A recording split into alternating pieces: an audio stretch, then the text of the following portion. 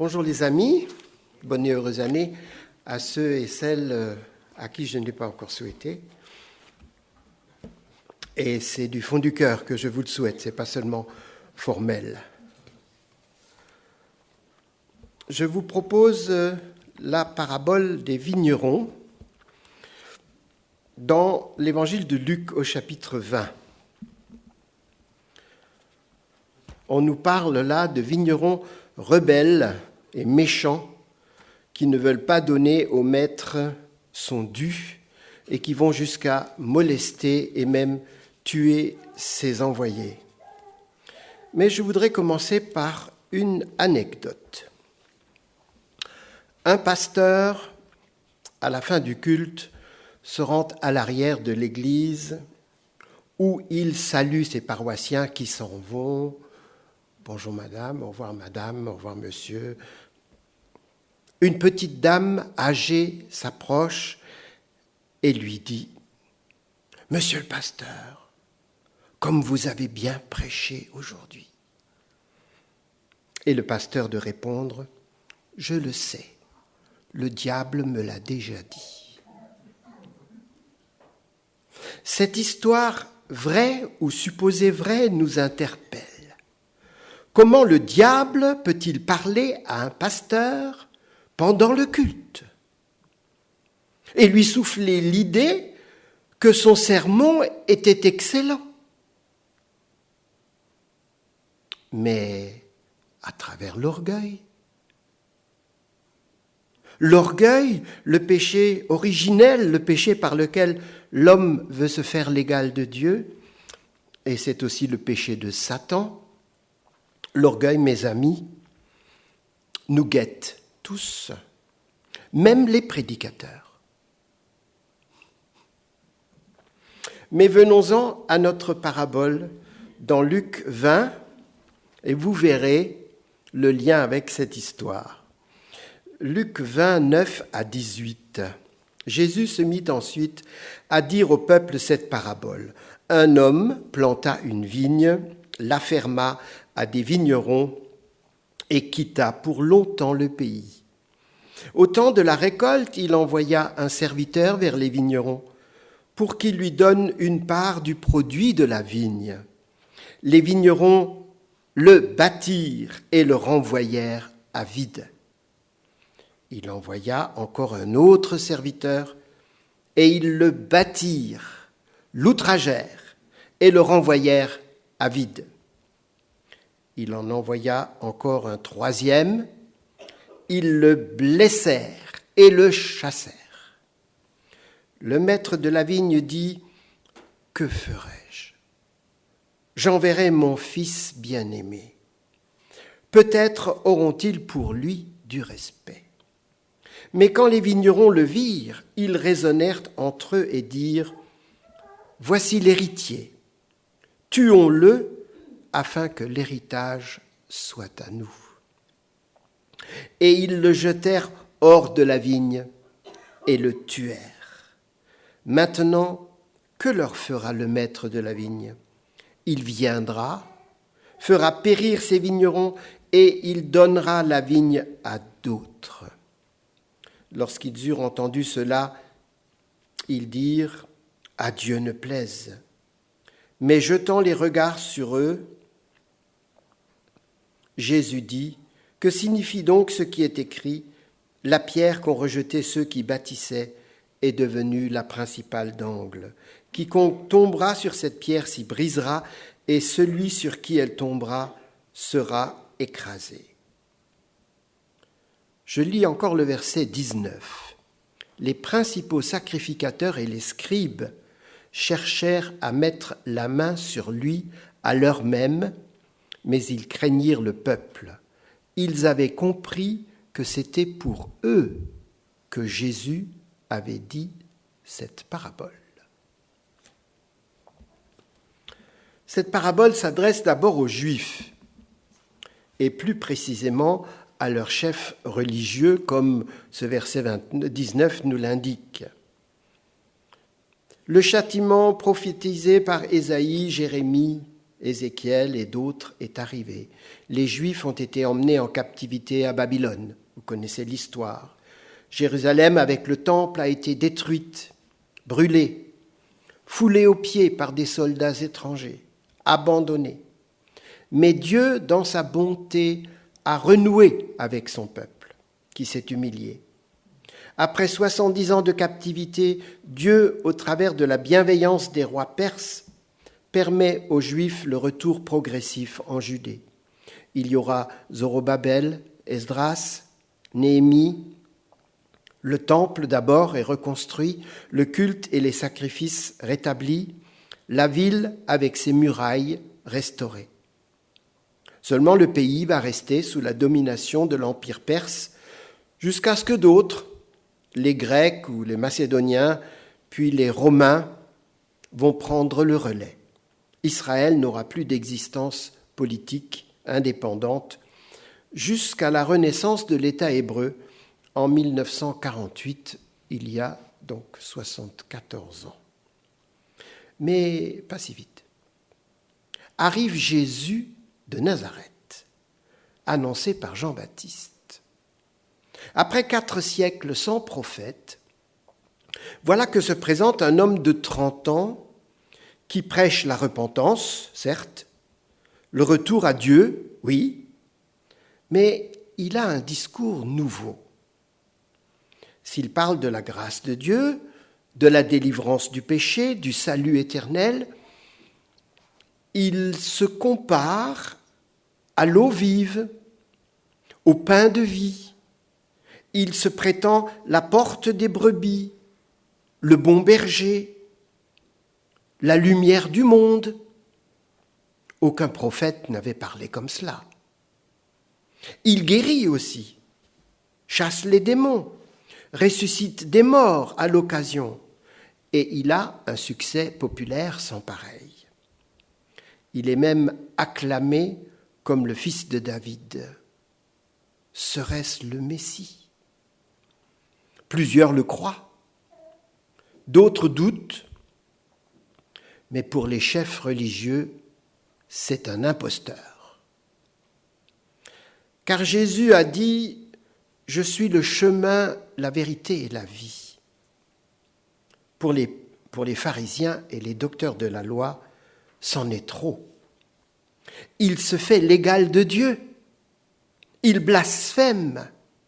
Il se prétend supérieur au temple même. Par ailleurs, Jésus et ses disciples ne respectent pas toutes les prescriptions des pharisiens à la lettre. Jésus guérit le jour du sabbat. Il permet à ses disciples de glaner dans les champs et de croquer quelques grains de blé ramassés. Et Jésus provoque les pharisiens à de nombreuses occasions. Pour eux, pour les docteurs de la loi, pour les chefs des prêtres, désormais, Jésus n'est plus seulement un prophète gênant, il est devenu l'ennemi numéro 1, l'homme à abattre. Seulement, comme il est aimé du peuple, des petites gens, ils ne savent pas comment se débarrasser de lui sans provoquer un soulèvement populaire. Lorsque Jésus raconte cette parabole des vignerons, les principaux sacrificateurs et les pharisiens présents dans la foule comprennent que c'est d'eux qu'il parle. Ce sont eux, les vignerons, qui ont maltraité les prophètes autrefois et qui n'ont pas donné la part du produit de la vigne au maître, c'est-à-dire à Dieu. Ils ont tout voulu garder pour eux. S'érigeant en chefs religieux et serviteurs de l'Éternel, ils se sont attribués honneur et richesse au lieu de donner honneur et gloire à Dieu. Hypocrites et orgueilleux, ils n'ont fait que profiter d'un système religieux qui ne pouvait plus plaire à Dieu. Le maître de la vigne, en désespoir de cause, envoie son fils bien-aimé. Nous savons qui c'est. Pensant que les vignerons vont avoir du respect pour lui. Mais c'est tout le contraire qui va arriver. Ils se disent « Voici l'héritier, tuons-le afin que l'héritage soit à nous. Vous remarquerez que Jésus prophétise ainsi sa propre mort. Mais en se désignant comme le Fils bien-aimé de Dieu et son héritier, il ne fait qu'exaspérer les chefs religieux et il provoque ainsi encore plus leur colère. Par ailleurs, Jésus et Jean-Baptiste avant lui ont fait un portrait peu flatteur des pharisiens et des docteurs de la loi de l'époque. Hypocrites, légalistes, orgueilleux, égoïstes, faisant peser sur le peuple des lois et des règles compliquées, difficiles à appliquer et qu'ils ne s'appliquaient pas toujours à eux-mêmes. Race de vipères et sépulcres blanchis sont quelques-uns des qualificatifs employés par Jean-Baptiste pour les désigner. C'est pas très sympa, on est d'accord. Je vais essayer de réhabiliter un peu ces pharisiens et docteurs de la loi. Quelle idée, hein ? Vous verrez plus loin pourquoi. Ça ne va pas être facile. Sont-ils tous mauvais ? Certainement pas. Y en avait-il de sincères ? Sans aucun doute. Jésus a été invité à manger chez un pharisien qui était intéressé par le discours et la personnalité de Jésus. Puis l'Évangile nous parle d'un certain Nicodème, à qui Jésus explique la nouvelle naissance. Et nous savons que ce Nicodème est devenu un disciple de Jésus en secret, tout en étant pharisien. Il sera là pour l'enterrement de Jésus. Gamaliel, le formateur de Saul, qui est devenu Paul, a conseillé aux membres du Sanhédrin de ne pas persécuter les apôtres, disant que si leur œuvre venait de Dieu, il ne servait à rien de s'y opposer. En quoi il avait raison. Alors, j'ai trouvé ça dans le dictionnaire biblique sur les pharisiens. Les pharisiens représentaient un des trois grands partis juifs, les deux autres étant les Sadducéens et les Esséniens. Les pharisiens étaient les plus nombreux, mais les plus étroits. Les Sadducéens, eux, sont influencés par la pensée et les coutumes grecques, et donc ne croient plus en la résurrection des morts, ni la prédestination, pas plus ne croient-ils aux anges et aux démons. Ils ont fini par adopter la philosophie d'Aristote, je les qualifierais de libéraux, plus que libéraux même. Et c'est en réagissant contre les Sadducéens que les pharisiens vont édicter des règles morales, alimentaires, qui confinent jusqu'à l'absurde. Les Esséniens, la Bible en parle très peu. Ils vivaient à l'écart des autres, dans des communautés agricoles et pratiquaient une sorte d'ascétisme, vivant simplement, presque sans argent et prônant une haute exigence morale. Ils me font penser aux kibbutzim, sauf que dans les kibbutz, on n'était pas spécialement religieux. Les kibbutz étaient assez socialistes. Hein. Ça me fait penser un peu au monastère, mais là, c'est des familles, c'est des couples. Voire aux Ménonites d'autrefois, les nombreux enfants en moins parce que les Esséniens encourageaient le célibat. Ils n'interdisaient pas le mariage, mais ils encourageaient le célibat. Les pharisiens dominent la vie religieuse des Juifs à l'époque de Jésus. D'ailleurs, les deux autres groupes, les Esséniens et les Sadducéens, vont disparaître avec la diaspora et le judaïsme d'aujourd'hui dérive principalement de la secte des pharisiens. Les pharisiens croient à l'immortalité de l'âme, à la résurrection des morts, aux sanctions et récompenses dans l'au-delà, tout comme nous, évangéliques. Mais en enseignant que Dieu n'accorde sa grâce qu'à ceux qui se conforment à ses ordonnances, la piété devient formaliste.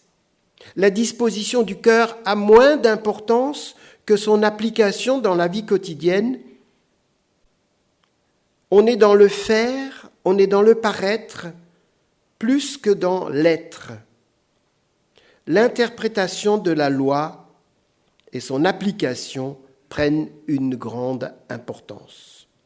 Ainsi voit le jour un véritable code de conduite qui impose au peuple une masse de préceptes qui ne figurent pas dans la loi de Moïse. Je prends comme exemple l'interdiction de faire du feu et de cuisiner pendant le sabbat, parce que ce serait travailler.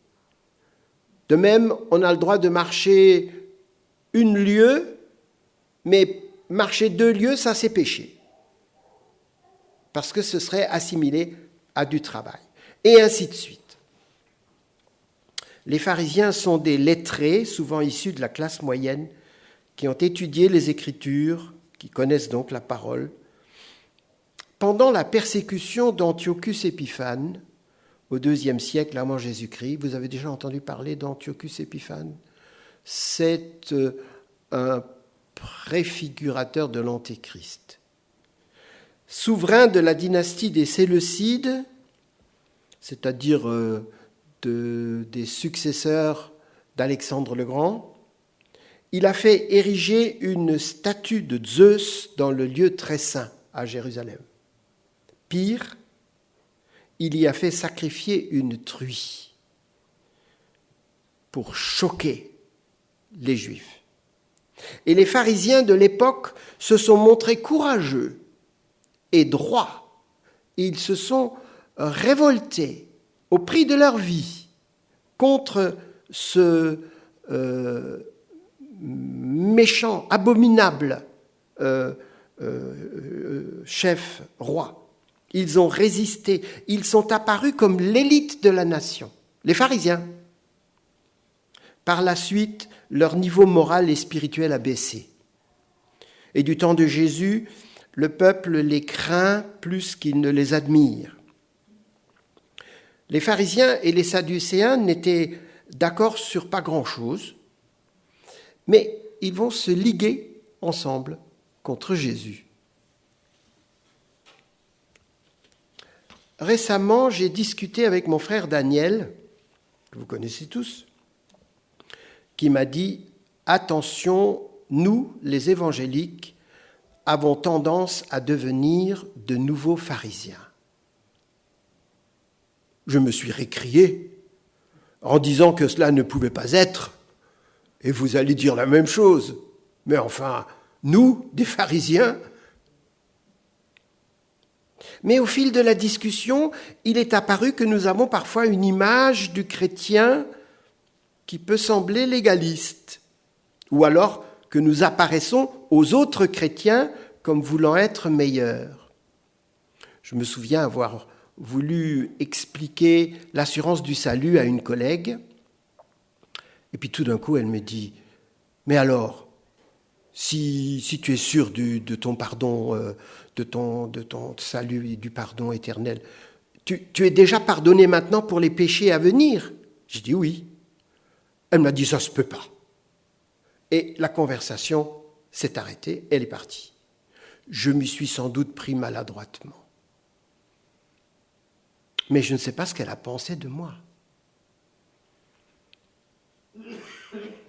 Si je vous dis que le chrétien est quelqu'un qui lit la Bible chaque jour, qui va au culte le dimanche, qui ne boit pas et ne fume pas, ne trompe pas sa femme et se montre aimable avec les gens, que penserez-vous de ma définition ?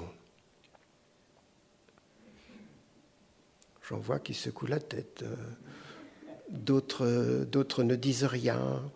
Est-ce que je ne fais pas, en disant cela, comme les pharisiens, une liste d'obligations et d'interdictions ? Est-ce que je n'oublie pas l'essentiel ? Un chrétien est avant tout un pécheur racheté par le sang de Christ. Un homme ou une femme qui aime Jésus et veut lui ressembler. Vous serez peut-être plus d'accord avec moi pour cette deuxième définition. Oui, j'entends quelques oui. Mais comme cette deuxième définition est plus difficile à vérifier, on tombe parfois, même souvent, dans une sorte de pharisaïsme. Exemple. Cet homme fume. Est-il vraiment chrétien ? Cette femme a des tatouages. Est-ce que c'est permis ? Dans cette famille, ils disent des gros mots. Voilà qui est curieux. Ces jeunes sortent beaucoup au cinéma. Ces jeunes chrétiens, ces jeunes enfants de chrétiens sortent beaucoup au cinéma et regardent n'importe quoi. Leurs parents devraient les mettre en garde, devraient leur dire. Ces gens sont chrétiens depuis 50 ans et ils se mettent encore en colère.